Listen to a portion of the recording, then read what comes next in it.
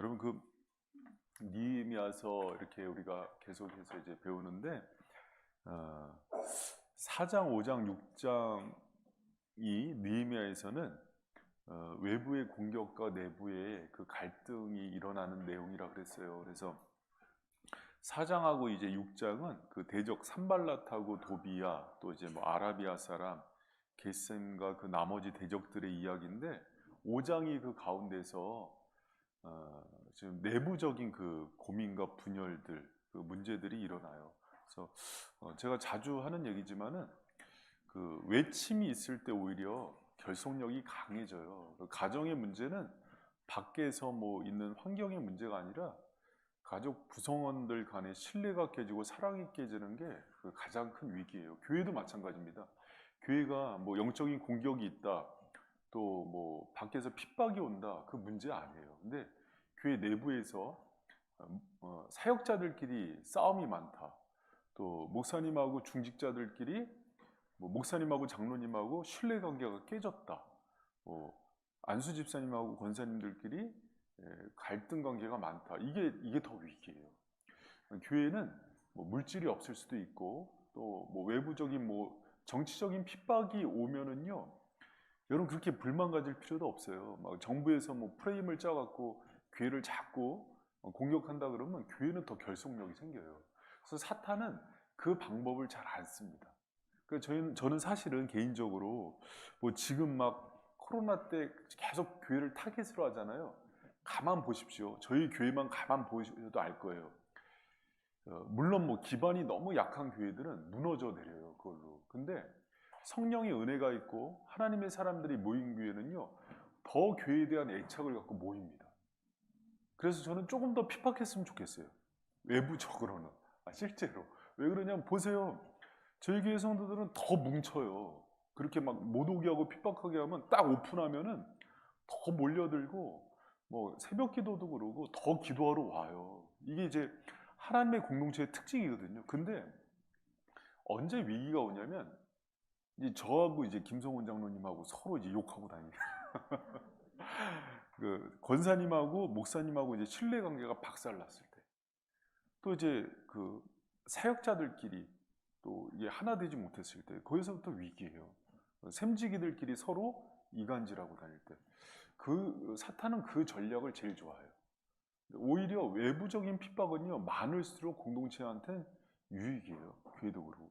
그런 의미에서 5장을 보면은, 오늘 5장은 제가 원래 할 때 수요 강론, 성우 강사님, 제가 원래 수요 강론 할 때 여기서 해? 여기서 하죠? 저는 좀 위에서 했고, 지 마음이구나. 아니 제가 왜 그러냐면 화요 제자만 할 때는 여기서 했다가 해서 막 가끔 헷갈려요. 올라가야 되나 내려가야 되나. 하여튼 그때 달리하겠습니다. 그래서 여기가 맞나 순간 헷갈려서. 그래서 여러분 5장은 그런 관점에서 볼 때 사실 가장 위기예요. 위기의 순간인데, 우리가 이제 성경을 볼 때 여러분, 우리 그 수요 강론반에 오면은 많이들 이제 읽고 오신 거를 전제로 하니까 5장에 어떤 위기가 등장합니까? 5장의 문제는 1절에서 5절까지 다 설명이 되어 있어요. 그 때의 백성이 아내와 함께 크게 부르짖어. 여러분 이제 성경을 관찰할 때 아내와 함께 부르짖자 하는 건 성경의 의도성이에요. 남자들만 부르짖어도 되는데 아내가 등장했어. 그럼 무슨 문제일까요? 집안 문제예요. 뭐 가정적인 경제적인 문제, 아내들이 제일 힘들어하는 문제가 뭘까요? 경제적인 문제예요. 그리고 이제 먹고 살 문제, 또 애들 양육하는 문제, 집 문제.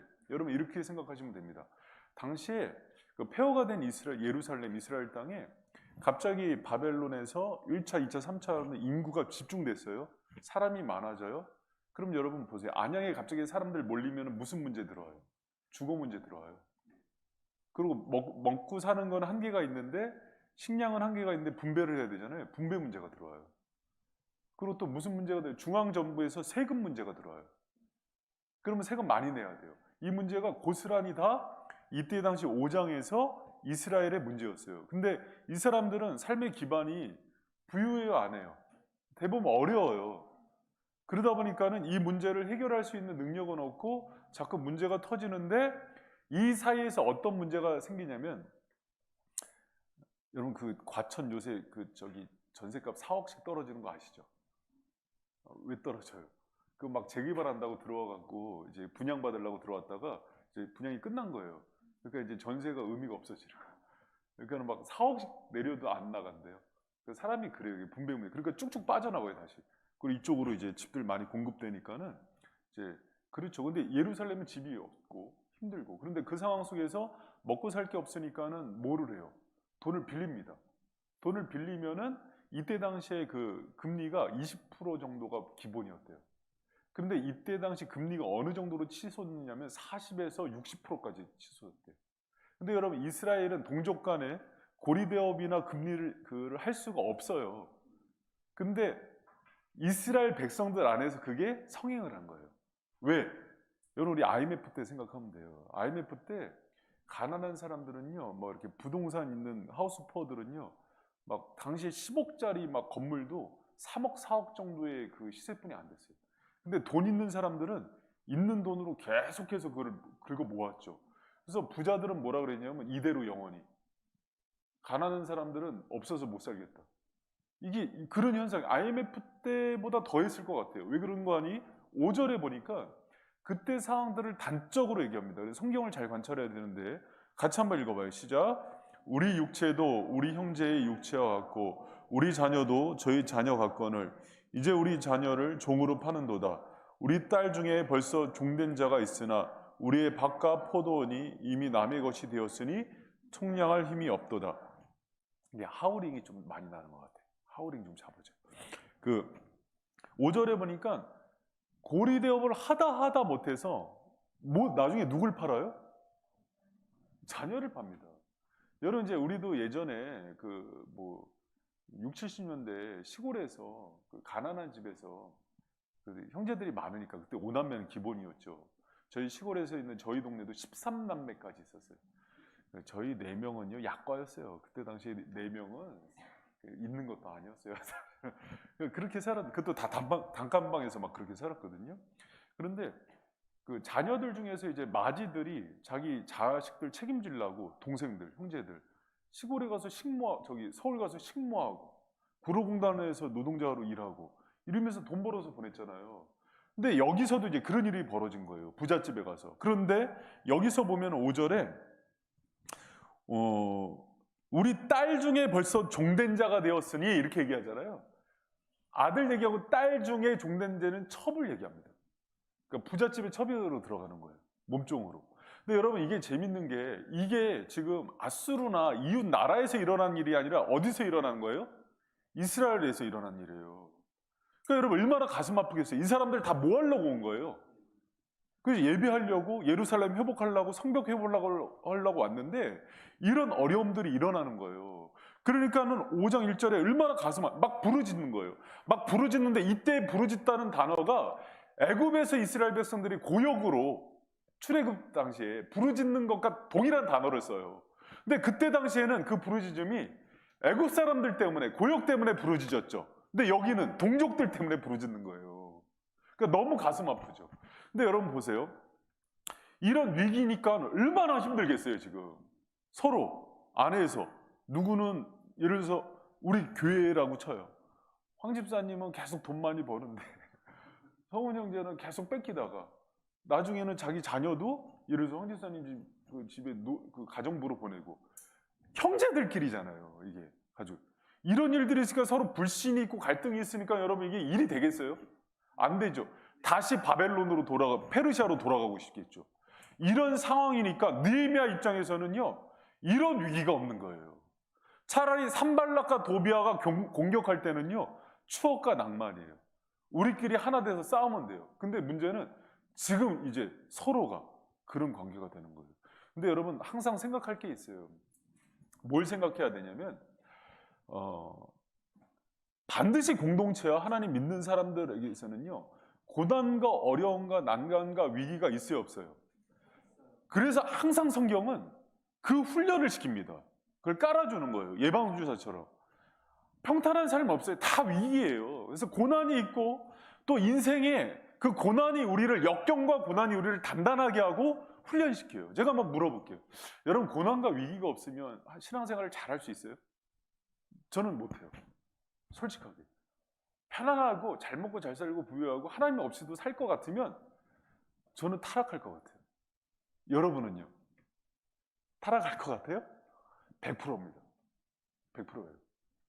뭐 자녀의 고민도 없고, 가정의 고민도 없고, 부부 사이도 좋고, 건강의 문제도 없고, 기업도 승승장구하고, 돈도 많아서 먹고 살만하고, 막 집도 몇 채씩 있고, 차도 뭐 식구 숫자대로 있고, 그것도 다 외제차로, 맨날 고기 뷔페 한우 고기 먹고 뭐 할 것 같아요? 성원이 뭐 할 것 같아요? 주일에 교회에서 볼 수 있을까? 나 못 본다고 봐요. 못 본다고 봐요. 여러분, 고난이 사람을 만들어요. 그래서 고난은 하나님의 교보제예요. 여러분, 그래서 그게 들어왔을 때도 우리가 이제 추수감사절 이번 주에 오는데 고난이 나를 어떻게 만들고 있는가를 기대를 해야 돼요. 그래서 그거에 대한 기대감, 그리고 그 이후에 하나님께서 모든 것을 협력해서 선을 이루고 나를 하나님의 선한 형상으로 만드실 그 하나님에 대한 기대를 보면서 나아가는 게 믿음이에요. 믿음은 그것을 바라보고 그 뒤에 하나님이 나를 죽이지 않으세요. 망하게 하는 의도가 절대 없으세요. 할렐루야. 그것까지 주신 이의 의도를 바라보면서 고난을 담담히 맞이하는 게 믿음이에요. 그래서 믿음은요, 고난이 오면 그래서 어느 정도 되면은요, 하나님 이걸 통해서 나 어떻게 빚으시려고 그러시죠? 하나님, 사도행전에 나오는 기도처럼 조금만 줄여주시면 안 될까요? 빨리 저 사람 되고 깨닫게 해주시면 안 돼요. 깨달으면 끝나니까. 그건 날 변화시켜 주시면 안 될까? 이렇게 초점이 맞춰지는 거예요. 여러분, 느헤미야나 에스라나 이제 모세나 성경의 여호수아 같은 사람들의 공통점이 있어요. 모든 리더는 위경과 위험과 고난이 만들어내요. 여러분, 홍해 없이 모세가 있었을까요? 광야 없이 모세가 있었을까? 여리고성이 없이 여호수아가 있었을까? 감옥에 갇히는 것 없이 요셉이 있었을까? 애굽의 기근 없이 요셉이 있었을까? 골리앗 없이 다윗이 있었을까? 없어요. 그래서 그거는요, 그래서 동시에 기회라는 눈이 열려야 돼요. 이건 나에게 기회구나. 여러분, 느헤미야는요, 에스라 같은 그 리더들은요, 어떤 상황 속에서도 의연하게 대처해요. 그래서 사실 5장에서 봐야 되는 포인트는 뭐냐면 이런 어려움이 있구나. 우리에게도 있을 수 있지. 그런데 하나님이 이 영적인 리더를 통해서 어떻게 문제를 해결하는 걸 봐요. 그래서 사실 포인트는 6절에서 19절까지의 내용이 느헤미야가 그 고난과 위기죠. 가장 큰 위기예요. 그러니까 느헤미야서 전체에서 가장 큰 위기예요. 여러분 인생에서 가장 큰 위기는 언제였어요? 언제 한번 우리 MT하면서 수련회하면서 한번 나눕시다. 원래 다른 사람의 고난과 어려움을 제가 이제 추수감사절에 그 간증을 하게 하는 이유 중에 하나는요, 하나님께서 우리 인생을 통해서 역사하신 것들이 있거든요. 그러면서 위기와 어려움과 수렁에서 건지신 것들, 또 주신 은혜들을 나눌 때요, 그 감사의 파장이 폭발력을 일으켜요. 그래서 그 동일한 고난에 있는 사람들을 건져내는 힘이 되고, 근데 그게 목회자가 하는 것보다 더 힘이 있는 거 알아요? 그래서 이제 간증을 꼭 세우는 교회들이 있어요. 저희 교회는 이제 잘 안 세우는 편이에요. 굉장히 안 세우는 편인데, 간증을 통해서 하나님이 그 고백을 통해서 하실 일들을 이제 경험하게 해요. 그래서 간증에 그 힘이 있어요. 그래서 이번 추수감사절에 간증하실 분들 기대하면서 또 하나님 그 입술을 통해서 영광 받게 해달라고 기도하면서 오시기를 부탁드립니다. 그럼 이제 느헤미야가 어떻게 문제를 해결합니까? 제가 이게 딱 지금 6절에서 19절 이렇게 관찰하면서 연구하면서 이렇게 나왔는데 크게 네 가지예요. 그러니까 크게 네 가지예요. 처음에 6절 딱 보면은 백성의 부르짖음과 그들의 고통이 들렸을 때 느헤미야의 첫 번째 반응이 뭡니까? 6절을 한번 읽어보세요. 시작. 내가 백성의 부르짖음과 이른 말을 듣고 크게 뭐를 하죠? 분노예요. 차크라는 분노는 막 여러분 그죠? 의분이에요. 그러니까 여러분 우리가 사실은 성경에서는요, 그 야고보서에서는 사람이 분을 내는 게 하나님의 의를 이루지 못한다. 그래서 분노를 부정적으로 얘기를 하기도 해요. 그런데 거기서 야고보서에서 얘기하는 분노는 자기중심적인 분노예요. 자기 이기심, 야망 때문에 생긴 분노예요. 근데 성경의 다른 곳에서는요, 대부분 면책이 숨은 사랑보다 낫고, 또 민수기 25장에서는요 비느하스가 진중에서 간음을 행하는 사람을 창으로 찌르는 걸 보면서 하나님이 온역을 그치게 하는 역사가 일어나요. 그래서 비느하스의 질투심이 모든 죄에서 끊어지게 만들었다고 그래요. 하나님의 질투심. 여러분, 어떤 분노는 사람을 살리고 회복하고 공동체 전체를 살리는 힘이 있는데, 그 분노는 뭐냐면 대부분 거룩한 분노라고 그래요. 그래서 여러분, 성도에게는 뭐 자신의 어떤 욕심과 사리사욕 때문에 내는 그 분노가 아니라 하나님 나라와 의를 위해서 그 거룩한 분노가 있어야 돼요. 그래서 여러분, 만약에 공동체가 죄악 가운데 막 무너지고 있는데 그냥 뭐 다 사랑이야 이렇게 덮는 거는 사랑이 아니고요.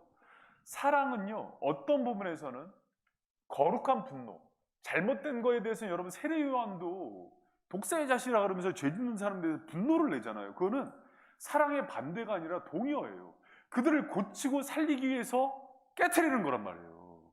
여러분, 그리고 예수님께서도 여러분, 성전이 강도의 도적의 소굴이 되니까 어떻게 됩니까? 채찍으로 만들어서 상을 비엎고 화를 내시잖아요. 그러니까 여러분, 그 예수님이 그 잘못한 거네? 그게 아니에요. 여러분, 정말 하나님과 그 거룩함과 영광을 위해서 내는 분노가 사람들에게 있어야 건강한 거예요. 할렐루야? 여러분, 그런 하나님에 대한, 시대에 대한 그 아픔에 대한 의분이 있어야 돼요. 근데 이게 정말 또 거룩한 의분인지 확인하는 것 중에 하나는 뭐냐면 봐요. 이게 나를 위한 욕심이 아닐 거 아니에요. 또 하나님을 위해서 내는 거고 공동체를 살리기 위한 분노라면 중요한 게 하나가 있어요. 뭐냐면 말씀에 근거한 분노여야 돼요. 내가 화를 내는데 화를 내는 방향이 내 기분에 따라서 내는지, 아니면 이게 하나님의 말씀과 공의에 따라서 내는 분노인지는요 말씀으로 점검받아야 돼요. 여러분, 우리가 인류가 2000년 동안 가장 많이 섬기고 속아왔던 게 감정이래요. 감정에 충실한 거거든요. 갑자기 봤는데 속이 화가 나.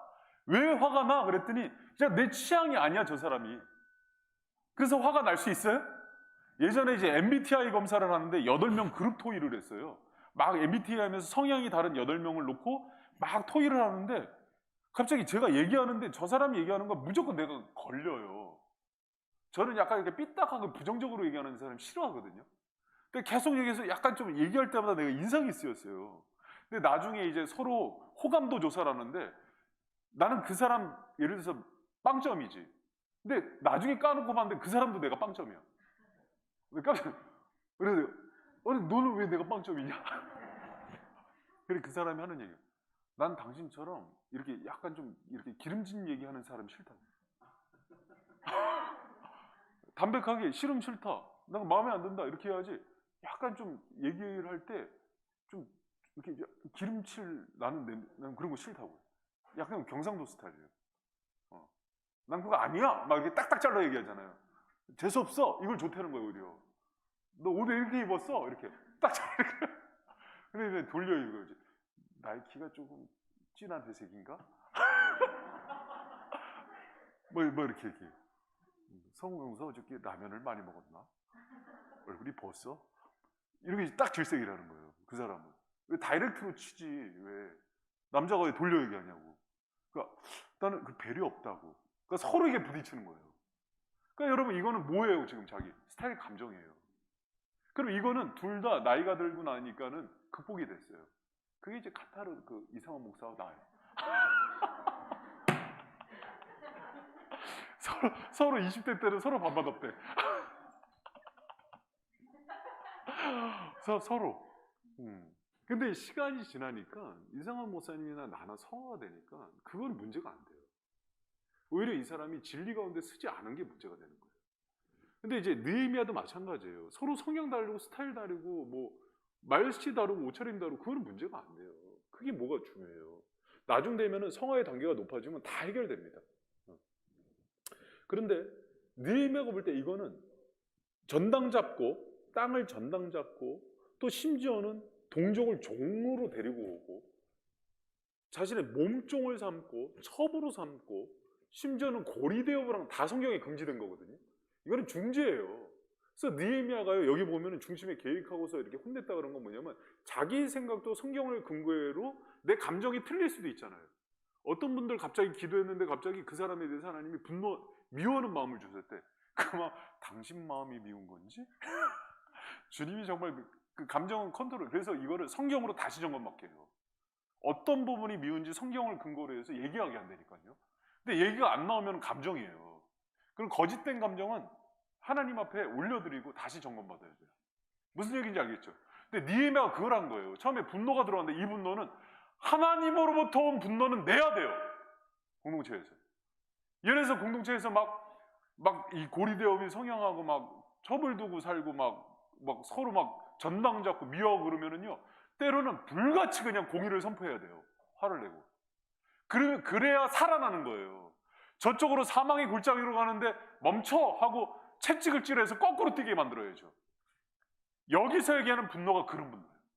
여러분, 오늘날 제가 이제 제일 가슴 아픈 게 뭐냐면, 오늘날 그러니까 저는 이제 지금 뭐 민주화 교육도 좋고 진보 교육도 좋은데, 인권 하면서 학생들에 대해서 잘못된 걸 바로잡는 교정 기능이 상실됐어요.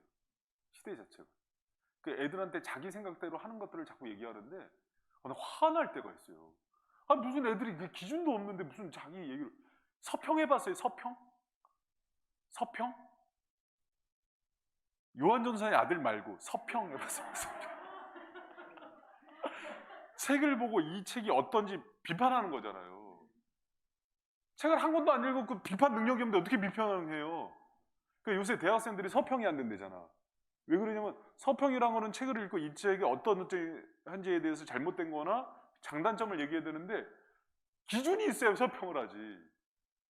그럼 초등학생 애들, 중고등학생들이 삶의 기준이 있냔 말이야. 근데 니들이 주체적으로 판단하고 결정하래.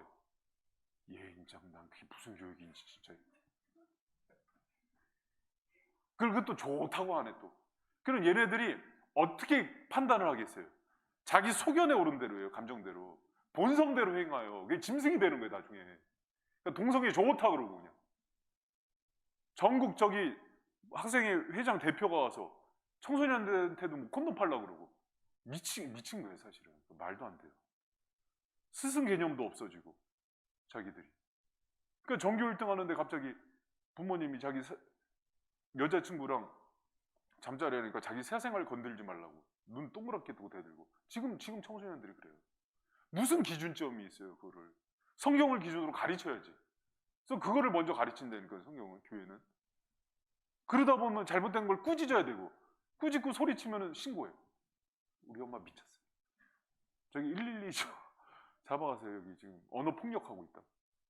잘못해서 회초리를 때려 이러면 선생님 신고해갖고. 지금 학교 다니는 선생님들이 학교 가기 싫대. 학교 가기 싫어. 야, 네가 선생님인데 가야지. 엄마 나 학교 안 다녀. 진짜 학교 이직률이 제일 높은 직업 중에 하나예요. 그러니까는 사명 갖고 들어갔는데 무슨 또 사명을 갖고 들어갔겠어. 돈 일자리 좋으니까 갔겠지. 아니 다 그런 건 아니에요. 다 그렇게 너무 부정적으로 보지 마. 좋은 선생님들이 있어요. 그러니까 그런 시대인데 여러분, 여기서 제가 느헤미야의 리더십은요, 볼 땐 봐야 돼요. 바울도 갈라디아서에 보면은 자기 선배들이죠. 바나바, 뭐 게바 이런 사람들이 좀 실수하거든요. 실수했는데 이방이랑 밥 먹다가 도망가니까는 대벌 화를 냅니다. 공개적으로 사과하라고.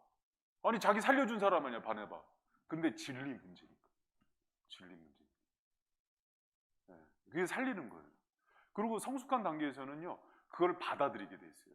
이거는 감정 문제가 아니라, 저 사람이 이익 문제가 아니라, 이권 문제가 아니라 진리 문제로 저기 꾸짖는 사람에 대해서는 나단이 그걸 잘했던 거예요. 그러니까 다윗이 딱 무릎 꿇잖아. 당신이 하나님 앞에서 득지했다. 여러분, 우리가 서로 이런 영성이 있는 공동체가 좋은 공동체예요. 그러니까 전혀 그러니까 내가 진짜 뭐 황 집사님 사랑하는데 일로 가면 안 돼. 그래서 혼냈어. 그랬더니 저쪽도 잘 받아들였어. 어느 날 목사님이 조금 보니까 마탱이가 왔어. 그래서 기도하면서 정말 황 집사님 또 눈물 흘리면서 얘기하면 내가 또 마음 약하죠. 눈물 뚝뚝 흘리면서 목사님 이건 아닌 것 같아요 얘기하면은 맞다. 근데 이렇게 되면 목사님 나 공격했어? 그래 한번 보자.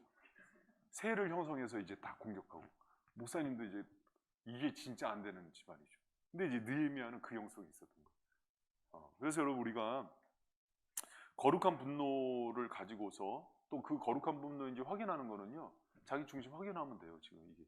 근데 대부분 제가 이제 청년들은 이제 조심해야 되는 게, 청년들이 화를 내거나 사람들을 좋고 싫고를 따질 때 보면 되게 감정에 충실해요. 감정주의를 빨리 벗어나야 돼요. 그러니까 말씀을 통해서, 그리고 계시의존 사색이라는 얘기 제가 많이 가르쳤잖아요. 행동도, 이성도, 내 감정도 말씀에 따라서 내가 반응하는지를 봐야 돼요. 근데 요새 이제 제일 제가 이제 그 힘든 게 뭐냐면, 지금은 감성주의잖아요. 좋은 대로 해, 느끼는 대로 해. 이런 타락한 얘기가 어디 있어요? 좋은 대로 해, 느끼는 대로 하다가 어느 날 집사람이랑 살다 보니까 이제 좀 마음이 식었네. 내년도 20주년인데 느끼는 대로 해야지. 가슴이 불타는 대로 갔네. 이게 불나방에 대해서 다 타 죽는 거지. 말씀이 딱 멈추라 그러면 딱 멈추고, 가라 그러면 가고. 느끼는 대로 해. 그래서 성훈 형제 갑자기 때리고 싶네. 요새 이제 묻지마 폭행이 그래서 나온 거예요. 그런 시대 정신이 조장하고 있다니까요. 근데 이런 거에 대해서 멈춰! 그건 잘못된 거야! 그렇게 외칠 수 있는 사람이 느헤미야 형사입니다. 이 힘이 공동체가 잘못 가고 있는 거를 딱 멈추게 만들었어요. 그리고 항상, 여러분 그러세요. 이제 제가 보니까 기도 응답을 받을 때 감정 중심으로 받는 사람이 있어요. 그래서 제가 항상 그래서 자기가 느껴지는 거예요. 저 사람이 갑자기 오늘 불쑥 하나님이 안 좋게 느껴졌어요. 기도하는데 보혜가 되게 하나님 앞에서 잘못 서 있어. 근데 보니까는 그때 자기들끼리 먹고 나를 안 준 거야. 그게 화난 거야. 그 정확하게 말씀 근거로 따져봐야 돼요. 되게 감정도. 그런가 안 그런가. 그러고 판단하는 거예요. 아셨죠? 그게 여러분 의분이에요. 의분을 점검하는 방법입니다. 자기 감정을 믿지 마세요. 그러나 거룩한 분노가 왔을 때 점검받은 분노는 표출해야 되는 겁니다. 아셨죠? 자, 그런데 또 이제 중요한 게 있어요. 여러분 이렇게 막 힘들 때 누군가를 위해서 같이 화를 내주고 분노를 내주는 게 그 사람한테 최고의 위로가 되는 거 아세요? 느헤미야는 1장에서도 보면 긍휼의 사람이잖아요. 근데 내가 아플 때는 원수 갚는 건 아니에요. 그러나 예를 들어서 미소자매가 길을 가는데 나영이가 데이트 폭력을, 나영이가 당하면 안 되겠다. 데이트 폭력을 당하고 있어요. 그러면 갑자기 미소자매가 달려들어서 막 싸워주고 아니면 맞고 왔는데 내가 가만히 안 둘 거야! 전 남자친구라고 해요. 전 남자친구. 가만히 안 둘 거야 그러면 의분을 내요. 그러면 그게 가장 큰 공감과 긍휼이 돼요. 회복이 됩니다.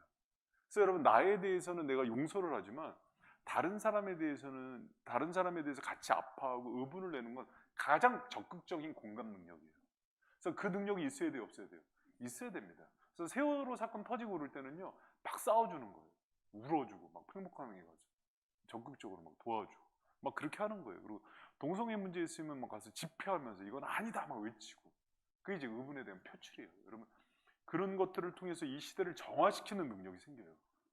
누군가가 여러분 다 그쪽을 향해서 달려갔는데 정말 막 비명을 지르듯 하면서 이건 아니잖아 하면서 소리 지르면 깨어나요. 사람들이 깨어나요. 예를 들어서 청년들이, 우리 청년들은 안 그러지만은 목사님 모르게 날마다 뭐 예를 들어서 뭐 옹달산 호프집에서 모여 술을 먹어. 근데 어느 날 이걸 보다가 너무 가슴이 아픈 거예요. 이걸 보면서 저기 수연자매가 이건 아니잖아. 샘지게 하고 이만들 그럴 수 있어요. 그래서 술상 엎었다 그러면 막 예를 들어서 옆에서 야 네가 계산해. 그러겠어요? 막 이거는 뭔가 숙연해지죠. 그러니까 그 힘이에요, 사실은 이 의분이란 게. 느헤미야가 그거를 이제 외치는 거예요.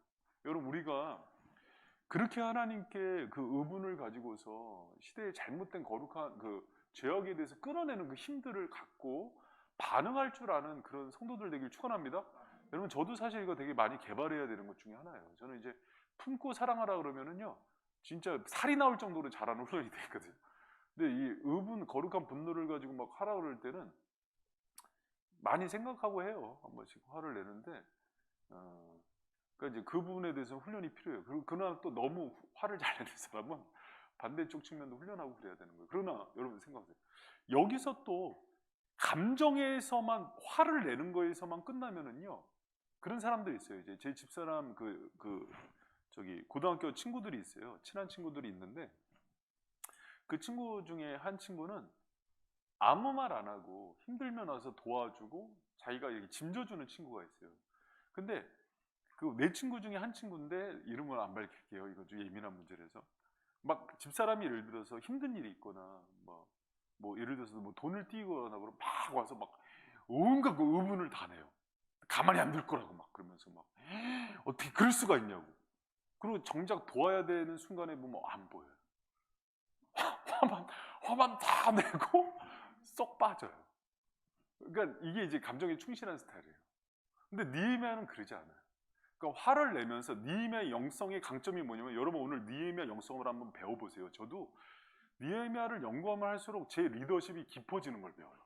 그리고 내가 이렇게 닮아가야겠다고 봐요. 여러분 사람들 보면은요, 공감 능력 뛰어난 사람들 보면은 막 오면은 수경이가 아파서 어떡하냐고 막, 범이 개가 죽었다고 막 울고 어떡하냐 막 울어요. 그러다가 막 정작 정말 자기가 희생해야 되는데 막 빛의 속도로 사라져요. 막 누구 알겠지, 막 그 보이지요.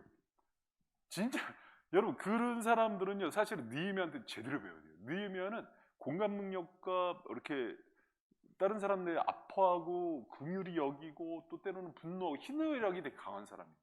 그와 동시에 문제가 들어오면 자기를 던질 줄 아는 사람이에요. 특히 느헤미야의 영성은요 구체적으로 보면 되게 그 탁월한 게 뭐냐면, 7절에 보면 중심에 계획하고 귀인과 민장을 꾸짖었다고 얘기하죠.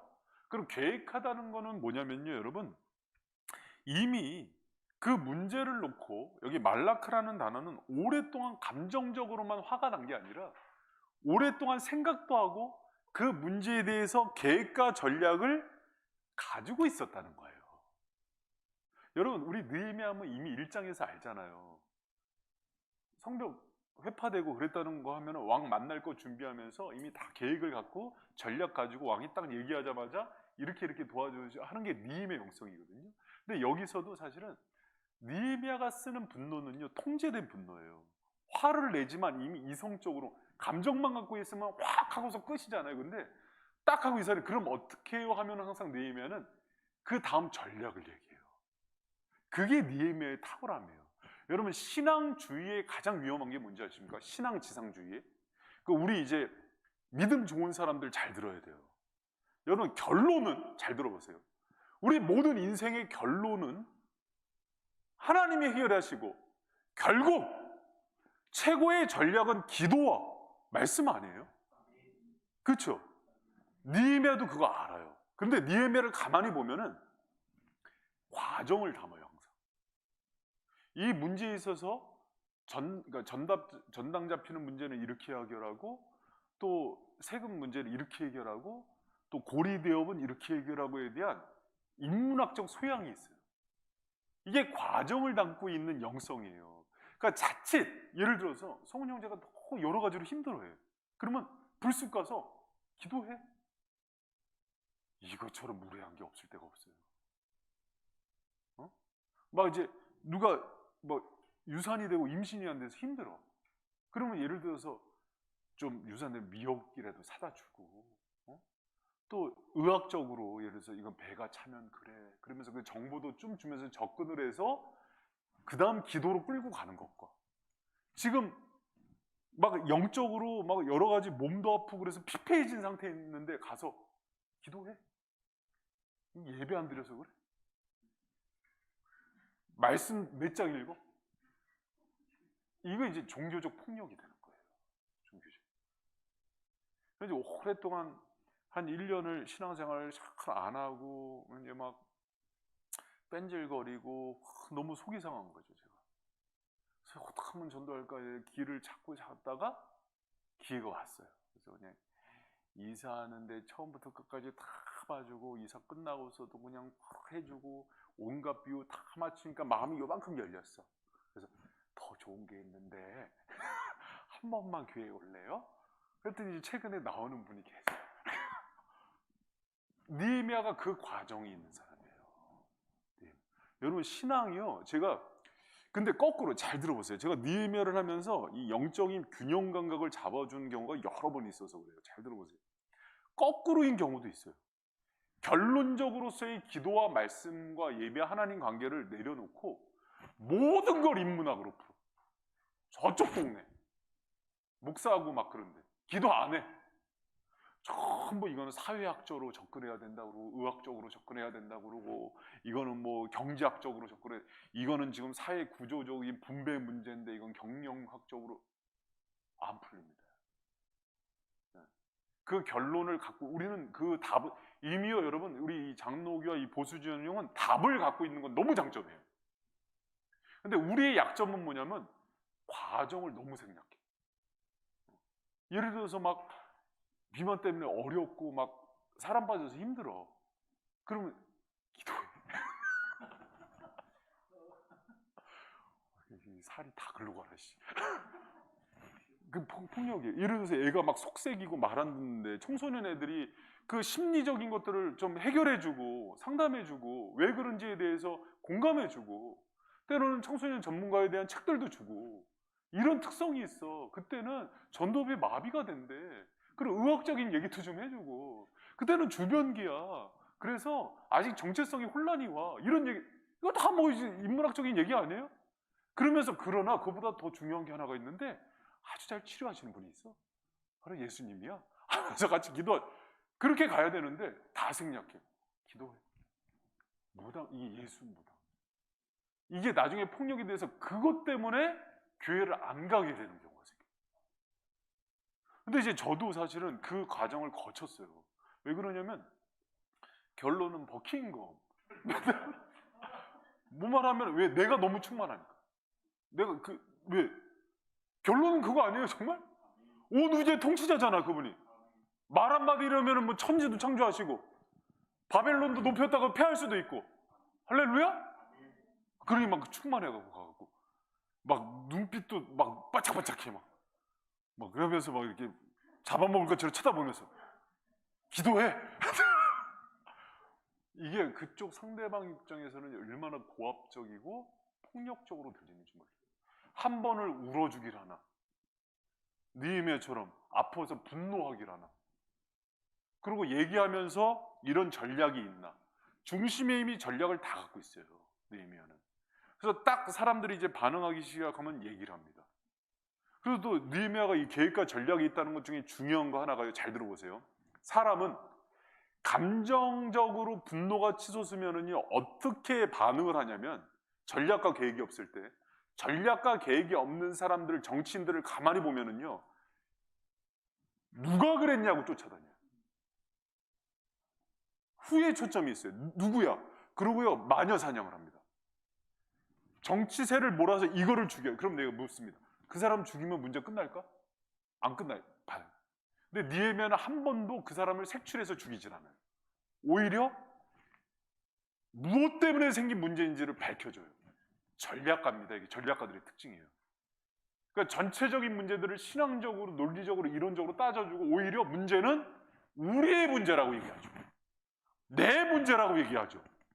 그럼 여러분, 공동체가, 예를 들어서 우리 공동체가 그런 사채업, 제 예전에 사역했던 교회에서 장로님이 사채업을 했었어요. 돈 많은 장로님이. 그 전당포를 하셨던, 전당포가 아니라 저기 금은방을 하셨던 분이 돈이 많아갖고 아무도 얘기를 못했죠. 그래서 그 담임 목사님이 그걸 제지를 했어야 되는데, 근데 이거를 우리 문제로 해야 돼. 왜 그러냐면, 잘 봐요. 신앙적으로 전략이 없을 때 오는 가장 위험한 것 중에 하나가 뭐냐면요, 상대적 의인론이에요. 내가 저 사람보다 의로워. 그래서 저 사람을 인신 공격하게 돼 있어요. 그러면 저 사람 죽으면 문제가 해결될까? 죄란 속성은 그렇게 해결되지 않아요. 공동체 전체를 다뤄줘야 돼요. 그러면서 해결하게 돼 있어요. 근데 느헤미야가 그런 부분에서는요 절대 후에 접근을 안 해요. 후에 대한, 누구냐, 무슨 일이 생겼고 이 문제는 어떻게 해결할지. 대단한 전략가입니다, 느헤미야. 그런 부분에 지혜가 있고. 그리고 10절에 그 9절 이렇게 10절에 보면은요, 나와 내 형제와 종자들도 역시 돈과 곡식을 백성에게 취하여 주나니 우리가 그 이식 받기를 그치자면서 스스로가 그런 모범을 보이는 그런 사람이에요. 그러니까 여러분, 그 느헤미야의 그 개혁이죠. 그러면서 여러분 보면은 느헤미야가 10절에서 13절이 보면은, 이제 10절, 11, 12, 13절 보면은요, 그 이후에 계획과 전략을 가지고 공적인 개혁을 수립합니다. 여러분, 우리 그 11절부터 한번 같이 한번 읽어봐요. 시작. 그런즉 너희는 오늘이라도 그 밭과 포도원과 감난원과 집이며 취한 바 돈이나 곡식이나 새 포도주나 기름의 백분지를 돌려보내라 하였더니 저희가 말하기를 우리가 당신의 말씀대로 행하여 돌려보내고 아무것도 요구하지 아니하리다 하기로 내가 제사장들을 불러 저에게 그 말대로 행하리라는 맹세를 지키게 하고. 자, 보세요. 여러분, 이 사람들이 다 그 고리대업을 했던 사람들이고 동족의 자녀들을 몸종으로 삼았던 사람들이고 그리고 수많은 그 이익을 취했던 사람들이잖아요. 근데 느헤미야가 이렇게 설득하고 전략을 하면서 이렇게 얘기하니까는 다 순종하겠다 그러죠. 근데 여러분, 이게 쉬운 일일까요? 어려운 일일까요? 지금 부동산 개혁이 왜 잘 안 돼요? 뭐 전략적인 문제도 문제가 있지만은 가진 사람이 놓질 않는 거예요. 그 문제도 있는 거예요. 이게 형평성의 문제도 있는 거예요. 그러니까 이제 그런 문제들이 이제 종합적으로 막 터지는 상황 속에서 느헤미야가 그걸 설득해서 민장들과 두령들과 가진 사람들을 설득해서 이거를 실행하게 합니다. 그래서 이제 공적인 개혁을 단행한 위대한 개혁가예요. 그런데 여기서 한 가지 기억할 게 있어요. 제가 아까 얘기했죠. 잘 들어봐요. 느헤미야는 신앙 지상주의에 빠져서 신앙만 주장하지 않고 그것에 대한 구체적인 사회적인 접근, 분배의 문제, 또 신학의 논리를 잘 얘기하는 사람이에요. 그런데 공적인 개혁을 할 때는 또 잊지 않는 게 하나가 있어요. 뭐냐면 공적인 개혁, 사회적인 개혁, 구조적인 개혁이에요. 아까도 얘기했잖아요. 이미 예루살렘에 너무 많은 인구가 몰려서 집 분배 문제도 생겼고 식량 먹을 거의 분배 문제도 생겼고 자기 직업에 대한 기반이 탄탄하지 않는데 중앙정부에서 세금 문제가 많이 들어왔기 때문에 엄청난 문제가 생긴 거예요, 사실은. 근데 이 문제를 해결하려면 느헤미야는 알았어요. 이건 구조적인 개혁을 해야 된다는 걸 알았어요. 그래서 리더들을 불러서 이거를 개혁하는 것들을 단행을 했던 거예요. 이 문제 이래서 지금 하층민들이 어렵지 않느냐. 우리 동족들이니까 우리가 여기서 분배 문제를 처리하자. 그러니까 이 사람들이 설득이 되니까 해결한 거예요. 그런데 잘 들어봐요.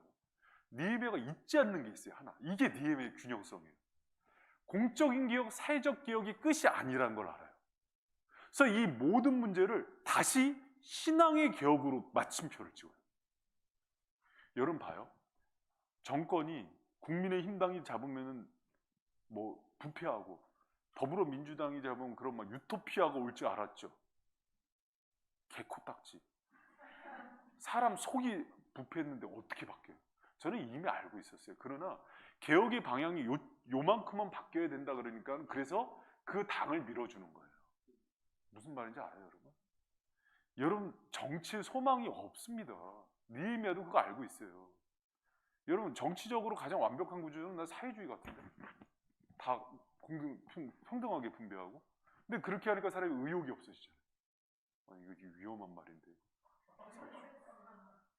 정의당이야?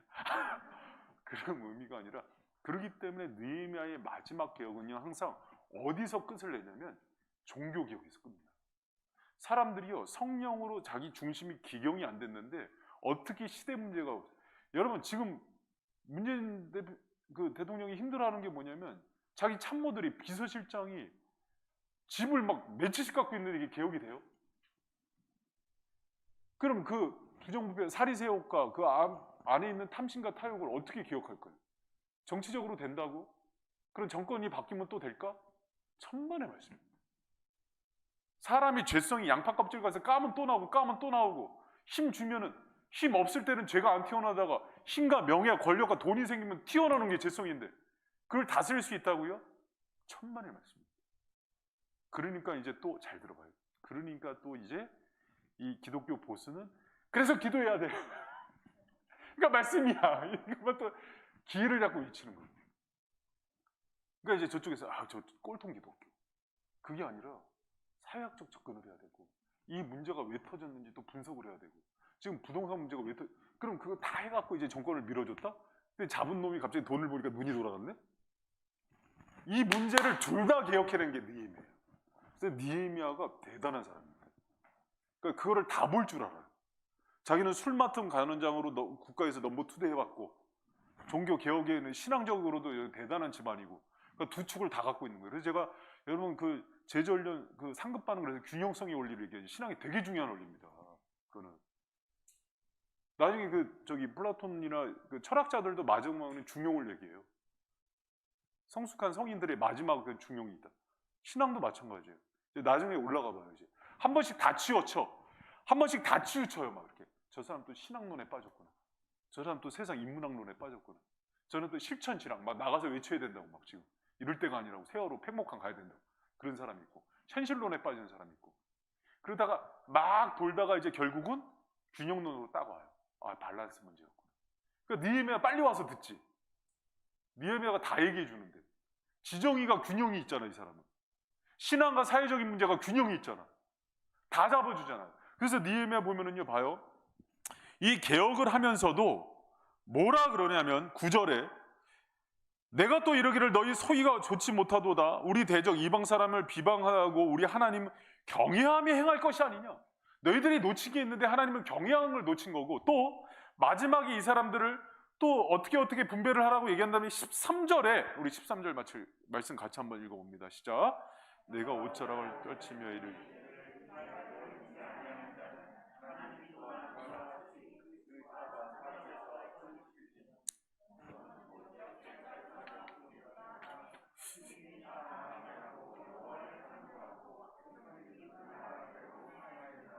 여러분 여기 느헤미야가 언약을 맺잖아요. 언약을 맺으면서 옷을 이렇게 떨쳐버려요. 이렇게 떨쳐. 딱 털어버리는 거는 그 이스라엘 백성들이 하는 그 제스처 가운데는요. 하나님이 행하실 것에 대한 그 예표를 줍니다. 상징이에요. 너희들이 만약에 이 언약을 지키지 않으면 하나님이 이처럼 너희들을 털어버릴 거라고 얘기하는 거예요. 그러면서 이 사람들을 각인시키는 겁니다. 그래서 결국은 이게 신앙적으로 해결되지 않으면 구조적인 문제, 사회적 문제도 해결이 안 된다는 건 결론이에요. 제가 아까도 얘기했잖아요. 우린 결론은 안다고. 이게 해결이 돼야 우리 중심이 바뀔 때 비로소 분배 문제도 해결돼요. 그 분배 문제가 해결된 게 사도행전 2장의 모습인 거예요. 돈 있는 사람이 있는 거를 내놔서 사람들을 자발적으로 먹이고 성령이 충만하니까 없는 사람이 없다고 비굴해지지 않고 도적질하지 않고 이 성령의 임재 가운데 그분이 통치를 따르는 사람들의 모습이거든요. 근데 그게 안 되면 사회적으로 제도로 시스템으로 만들어서 된다고? 사회 보장 제도를 막 만들었더니 임대 아파트에 들어간 놈을 보니까 재산을 조사하니까 100억대 부자야. 근데 자기 무직자 처리를 해갖고 고급 승용차 타고 다니고 하면서 그렇게 처리를 해. 진짜 어려운 사람이 있는데 자식이 부자인데 부양을 안 하니까는 자식이 부양자니까는 도움을 못 받아 정부에서. 이 사회 부조리죠. 모순이죠. 법은 최소한의 사람들을 보호해 주는 건데 돈 있는 놈들이 맨날 승소해. 억울한 사람 맨날 억울하고. 이 사회가 여러분 깨끗해질 수 있다고요? 성령 없이? 불가능합니다. 저는 정권 안 믿어요. 이 정권 위에서 이걸 통제하시는 하나님을 믿을 뿐이에요. 고레스나 아닥사스다나 트럼프 저렇게 까불다가 내가 나갈 줄 알았어 하나님. 너희들이 빨리 떨어질 줄 알았어요. 하나님 코 불어버려요 하나님. 하나님 원래 미국에 있는 청교도의 가치를 잃어버리잖아요. 자유와 평등과 인권을. 그리고 자국 중심주의로 가는 나라를 하나님 돕질 않습니다. 하나님은 언제나. 그러니까 미국 리더십 잃어버려요 저러다가. 하나님이 세운 원래 저 나라가 잘된 정신이 있는데. 우리도 똑같아요. 성경의 가치와 그 방향대로 뛰는 사람을 하나님이 축복해 주시지 안 그런 교회는요 하나님 부흥을 안 줘요. 여러분 코로나 때도 보세요. 하나님의 원칙과 원리대로 그분의 비전대로 나가는 교회 하나님 반드시 부흥을 시켜요. 하나님이 어떤 교회를 살리시는지를 보여주세요. 하나님이 살아계십니다.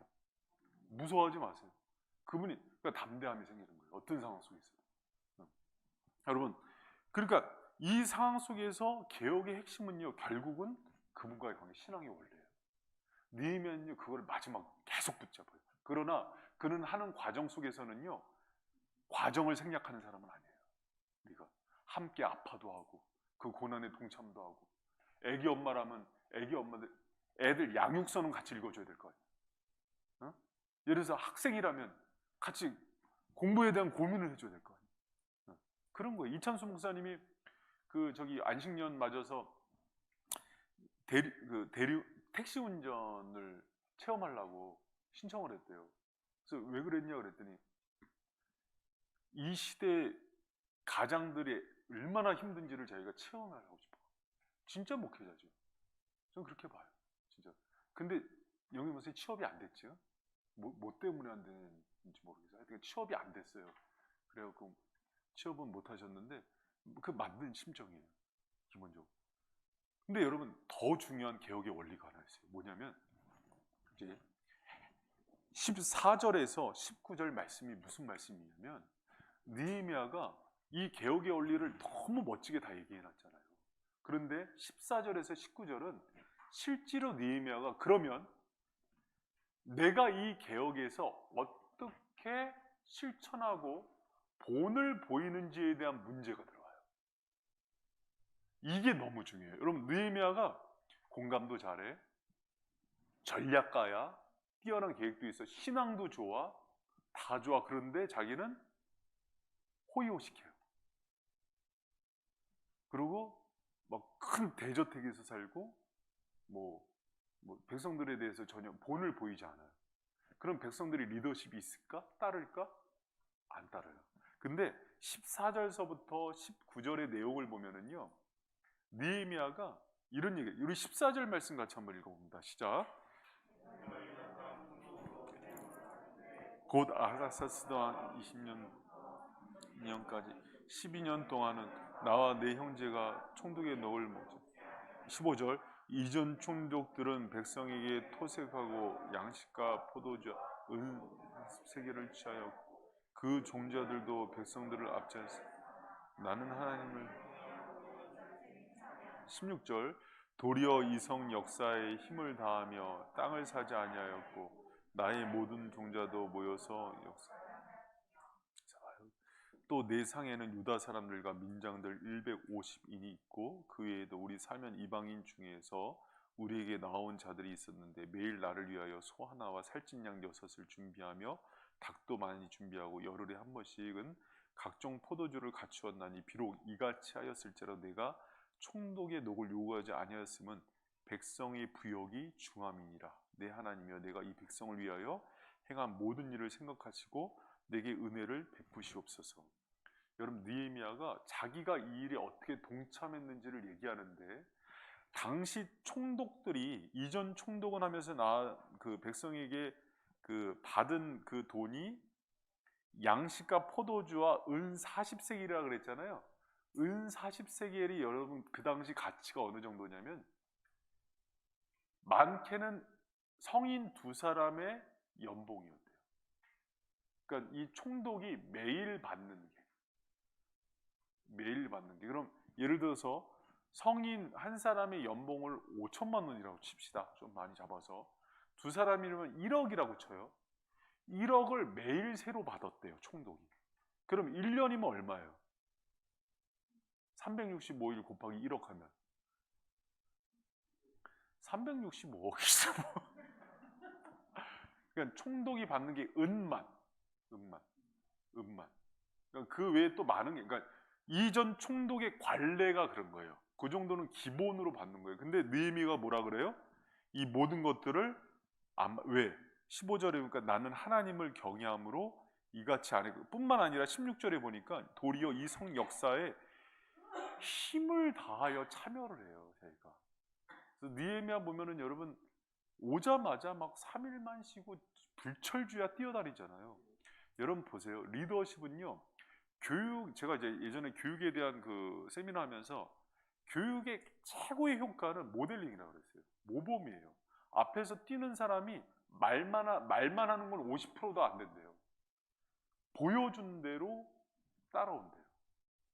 제가 이제 예전에 집사람도 서울에 있는 좀 큰 교회에서 그 유초등부 전도사 출신이잖아요. 전도사 사역할 때 진짜 설교를 잘하셨어요, 담임 목사님. 근데 이제 그때 당시에 집사람이 20대였는데 근데 은혜가 안 된대요. 왜 은혜가 안 되냐 그랬더니 그때 IMF 지났을 때인가? 그때였지. IMF 때인데 교인들 어려운데 그 서울에서 그 부자 동네 그 아파트를 큰 걸 산 거예요. 네. 그리고 막 목사님 좀 이제 호의호식 하는 거죠. 근데 설교는 너무 잘해요. 근데 이렇게 보니까 전도사인데도 자기가 너무 힘든 거야. 그래서 그냥 유초등부만 열심히 했어. 근데 그게 왜 그러냐면 리더의 덕목 중에서 제일 중요한 게 뭐냐면요. 솔선수범이에요. 그러니까 가르침도 좋아야 되고 전략도 있어야 되고 때로는 죄에 대해서 이렇게 부르짖는 힘도 있어야 되고 의분도 있어야 돼요. 그런데 그거보다 더 중요한 게 그대로 살아가는 힘이에요. 그게 능력인 거예요. 여러분, 느헤미야의 가장 강점은요, 때로는 제가 이렇게 얘기하시죠. 때로는 말이 좀 바울처럼 조랄 수 있어요. 어눌할 수 있어요. 그리고 때로는 좀 그렇게 막 화를 못 낼 수도 있어요. 소심해서. 디모데가 그랬어요. 때로는 베드로처럼 전략이 있기보다는 맨날 그냥 사고치고 그럴 수도 있어요. 그런데 이 모든 것보다 강력한 리더십 중에 하나가 뭐냐면 모범이에요. 그대로 자기가 겸손하게, 정말 여기 보면 느헤미야가요, 그 많은 기득권을 내리고 자기 십자가를 지고 그 시대 문제 앞에서 자기를 던지고 희생하는 게 나아요. 그리고 어저께도 이제 제자 훈련하면서 우리가 섬김에 대해서 얘기하거든요. 예수님께서 섬김에 대해서 마태복음 20장 28절에 뭐라 그래요? 인자가 온 것은 섬김을 받으려 함이 아니라 도리어 섬기려 하고 자기 목숨을 많은 사람들의 대속물로 주려 함이라. 인자가 오신 목적이에요. 그리고 그 섬김의 리더십이 기독교 리더십을 대표하는 모습이고, 그 섬김의 리더십을 가장 잘 보여주는 사람 중에 하나가 느헤미야인 거예요. 오늘 5장의 모습은 그 위기 속에서 어떻게 반응하고 섬겨야 되는지를 아는 거예요. 그럼 그래, 엄마의 힘은 뭐라 그랬어요? 엄마의 미모? 엄마의 학벌? 엄마의 음식 솜씨? 희생이에요. 엄마의 힘, 그러면 목회자의 힘은 뭐게요? 희생이에요. 이 예수님의 힘은 뭐예요? 십자가입니다. 십자가. 여러분, 예수님이 명문대 나왔어요. 목수 아들이었어요. 신분이 좋아요? 근데 왜 예수님 하면 눈물이 나요? 희생이에요. 그리고 여러분, 교회 중직이 가장 힘은 뭐예요? 희생이에요. 잘 생각해보세요. 근데 그 가치를 잃어버렸어요. 왜 큰 교회 좋아하게요? 희생 안 해도 되죠. 그래서 큰 교회가 지금 무너지기 시작하는 거예요. 코로나가 오니까. 바이샘이 왜 여러분 저기 코로나 하는데도 끄떡 안 하고 부흥하게요? 희생하는 사람이 많아요. 바이샘. 제가 볼 때. 눈물겹도록 희생하는 사람들이 많아요. 담임 목사는 좀 덜 희생하는데 성도들이 피땀 흘려 희생하는 거예요. 이런 교회는 하나님이 놓질 않아요. 보세요. 이제 계속 부흥. 지난주만 1부 2명, 2부 또 1명 등록했어요. 철야 때 기도한 사람들 다 등록했네. 근데 아직 몇 명 남았어요. 더 기도해 주세요. 계속 부흥합니다. 뭐 청년들도 계속 오고. 청년들 어제도 새로 왔어요. 청년이. 이게 웬일인지 모르겠어. 우리 장로님 걱정이 사실이 됐어. 코로나 터지고 연합 예배드리면 앉을 자리가 없을 거야. 내 자리 이름 써놔야지. 내가 볼 때는 자리 다 찰 것 같아 벌써. 1, 2, 3부. 1, 2, 3부가 이제 나오는 사람이 똑같아요. 그러니까 여러분 이제 그런 시대가 와요. 근데 그게 많이 오는 게 중요한 게 아니라 그런 공동체 하나의 영혼을 맡기는 거예요. 여러분, 교회 공동체가 왜 무너지기 시작했어요? 한국 교회가. 희생 없는 스펙 있는 사람을 리더로 뽑기 시작했어요. 여러분, 지금 기업체도 그거 압니다. 그래서 애사심 없고 저기 이거 정보만 가지고 갈로면 빼버려요. 아예 처음에 필터링해서 딱 걸러버려요. 워낙 심층 그 면접을 하기 때문에 딱 보면 알아요. 그리고 워낙 기업체가 사람을 키우는 방식이 좋아졌기 때문에 좀 비슷하면은요, 떨어져도 키울 수 있는 힘이 있어요.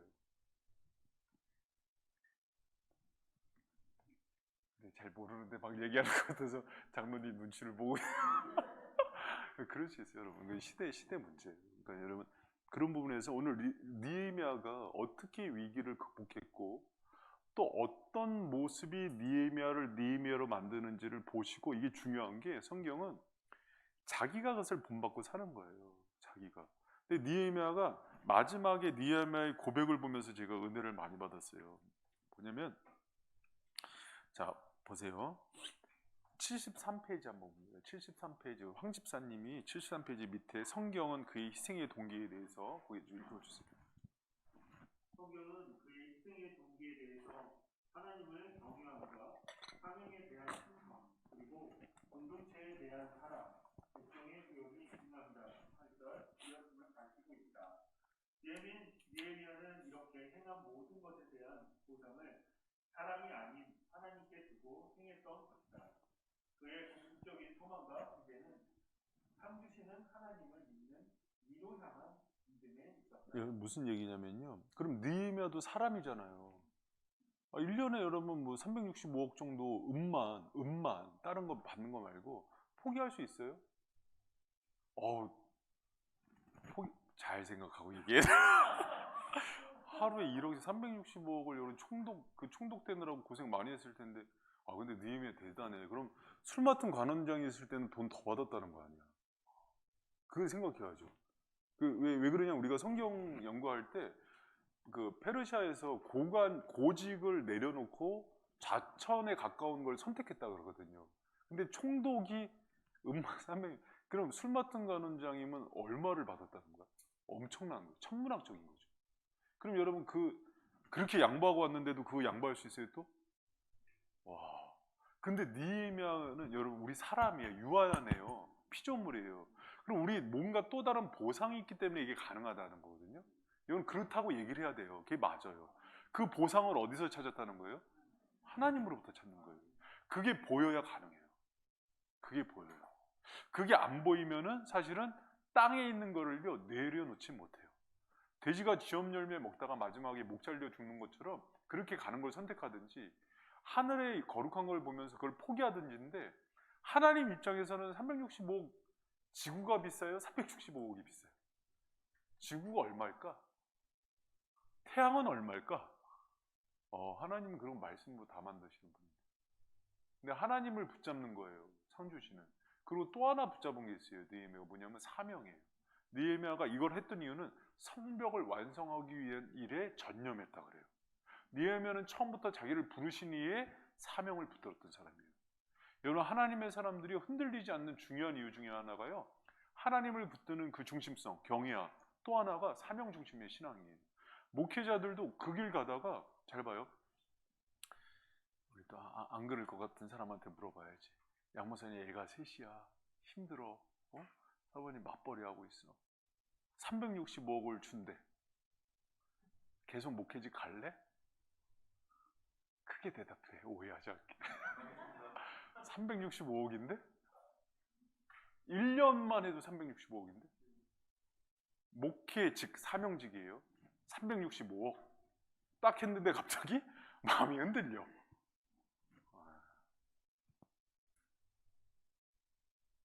잘 생각. 사모가 될래? 365억을 챙길래. 교사가 될래? 365억을 챙길래. 찬양 팀이 될래? 365억을 챙길래. 다 사명을 묻는 거예요, 지금. 여러분, 느헤미야가요, 마지막까지 19절에 보니까는 시선이 흔들리질 않아요. 그리고 하나님한테 그 모든 거를, 그래서 많은 사람들이, 그 주석학자들이 오해하는 사람들이 19절에 느헤미야가 잘난 척한대요. 내 하나님이여, 내가 이 백성을 위하여 행한 일을 생각하시고 내게 은혜를, 그럼 누구한테 은혜를 달라 그럴 거야? 난 이거 맞는 기도라고 보거든요. 저도 이런 기도 하거든요. 하나님, 주님, 난 주님만 보고 왔다고. 그런 기도를 주님이 기뻐하실까 안 할까요? 저는 주님이 나 몰라줘도 괜찮습니다. 도대체 그럼 뭘 보고 온 거야? 주님은 알아주길 원해야 돼요. 사람이, 세상이 몰라도 괜찮은 거예요. 바울처럼 세상의 모든 것들은 배설물이 돼도 괜찮은 거예요. 그러나 상 주실 하나님은 바라보는 거예요. 그리고 그 하나님이 맡기신 사명은 생명보다 귀한 거예요. 그리고 여러분, 교회에서 예를 들어서 목사, 장로, 권사, 안수집사 직분은 누가 주신 거예요? 그게 사명직이죠. 그럼 내가 하고 싶다고 하고 안 하고 싶다고 안 할 수 있어요, 없어요? 그러면 안 되는 거예요. 작은 거 하나예요. 작은 거. 여러분, 제가 이 얘기하고 마칠게요. 제가 이제 피에타상 얘기했잖아요. 피에타상 누가 만들었다고요? 미켈란젤로. 다비드상 다 이제 미켈란젤로의 원래 그 꿈은, 미술가로서의 꿈은 조각가였어요. 최고의 조각가가 되고 싶었대요. 근데 이제 어느 날 교황이 바티칸 성당에 그 천장화를 그려달라고 그러잖아요. 그 4년인가 5년 동안 그렸죠. 거기 등장하는 사람만 400명인데 그거 다 그리고 나서 머리가 허옇해지고 눈이 시력이 다 나빠져서 앞이 안 보일 정도가 됐어요. 그런데가 척추도 문제가 생기고 사람들이 아니 그거를 그렇게 고생해서 그렇게까지 하냐고. 자기 너는 원래 저기 조각가가 되는 게 꿈이고 그러는데 대충 하지. 그랬더니 미켈란젤로가 했던 유명한 얘기가 있어요. 내 스승 지오바니한테 배웠는데 내 스승이 이렇게 얘기했어. 정말 위대한 예술가는 재능이나 지식이나 노력으로 되는 게 아니라 하나님으로부터 받은 위대한 사명으로 되는 거라고. 나한테는 그 사명이 있어. 그래서 그 천장화를 시력이 눈이 빠지도록 척추가 휘도록 한 거예요. 아무도 봐주지 않지만 하나님 앞에서는 이게 내 사명이 미술가죠. 그렇게 했다고 얘기를 하는 거예요. 여러분 느헤미야한테는 제가 이렇게 느헤미야서를 보면은요 그 사명감이 있어요. 지금 시대는요 365억하고 사명하고 이렇게 딱 하면 다 바꿔요. 학교 선생님 할래 365억. 와 1년에 365억 벌면 딱 그거 가지고 평생 놀고 먹는데. 그럼 제가 한번 그 기독교적인 지혜를 한번 줘볼까요? 그래서 365억 갖고 그 평생 놀고 먹고 사는 게 행복할까요? 나영아 행복할까? 보여야 행복할까? 행복할까? 저는 장담할 수 있습니다. 망합니다. 가정 파탄 나고요. 자식하고도 다 헤어지고 아들 다 헤어지고 결국은요 저기 어디 저기 서울역에서 노숙할 수도 있어요. 망합니다. 여러분 그렇게 돈이라는 게요. 내가 그런 능력이 없고 인격이 안 된 상태에서 받는 돈이요. 그렇게 행복한 돈이 안 돼요. 100% 보장은 받지 마세요. 그러면 이제 하나님이 365억 줄래 지금 직장 다닐래 그렇게 얘기했는데도 대답을 못해. 망합니다. 저 여러 봤어요. 여러 봤습니다. 그거는요 쥐약이에요. 그거는 찾지 마세요. 차라리 하나님 그것을 관리할 수 있는 나한테 능력을 주시고 인격을 주시고 사명을 달라고 기도하는 거예요. 근데 그 기도 순서를요 이렇게 하는 사람을 하나도 못 봤어요. 하나님 다 돈 하는 사람은 너무 많이 봤어요. 하나님 나 좀 부자로만. 근데 정확하게 이게 왜 필요한지에 대한 사명을 붙은 사람 못 봤어요. 그 사명이 맞으면 그 돈을 주시게 돼 있거든요. 근데 그 주면 뭐 할래? 그랬더니 아니 집이 비싸갖고요. 집 좀 사고 차도 사고 애들 시집장가 보내고 뭐 여행도 좀 다니고 그래서 안 주는 거예요. 그게 다 무슨 코스냐면 타락하고 망하는 코스예요. 오히려 그 돈이 없어서 하나님께 매달리고 기도하고 가족 소중한 거 알고 고생하는 아내 보면서 눈물 흘리고 아내 우리 시우한테 또 우리 시우 7번 떨어지니까 눈물이 나더라고요. 내가 그래서 아들을 위해서 진실하게 기도를 하더라고요. 제가 진짜로 그 기도가 아들이 아픔이 들어오니까 깊게 그렇지 않아. 황 지사님은 아프면 기도하게 되잖아. 건강할 때 꼴보기 싫다. 그게 들어온다니까요, 여러분. 그러니까 여러분 무슨 얘기인지 잘 생각하셔야 돼요. 그래서 우리한테 하나님 느헤미야가 왜 느헤미야인지를 다시 한번 생각하시고 이 위기를 극복한 느헤미야의 영성이 뭔지를 생각하면서 여러분에게 그 느헤미야의 영성이 있기를 축원합니다. 그래서 에스라 느헤미야서만 잘 연구해도 신앙의 밸런스를 잡고 엄청난 성장이 있어요. 근데 왜 수요 이 강론을 안 들어? 괜히 그러는 거야. 원래 홍보할 때 이렇게 하는 거예요. 자, 여러분 그래서 성경 한 권 한 권만 정확하게 해석하고 그 성경에서 나오는 영성을 제대로 처음부터 끝까지를 딱 통으로 먹잖아요. 그럼 이제 이걸 뭘로 얘기해야 되나? 보양식 중에도 이런 보양식이 없는 거예요. 그래서 제가 화요일날 제자반 끝나면 바로 수요 강론으로 넘어와서 성경 각 권들을 따박따박 연구하되 신구약 전체를 10권 정도만 연구해라. 그러면 이 세상 풍랑이 휩싸이지 않고 정말 이렇게 가는 성도가 된다. 이게 얘기하죠. 그래야 섬김도 가능하고 선교도 가능하고 자기 사명이 선명해져요. 그래요. 네. 그런 은혜의 일꾼들 되길 축원합니다.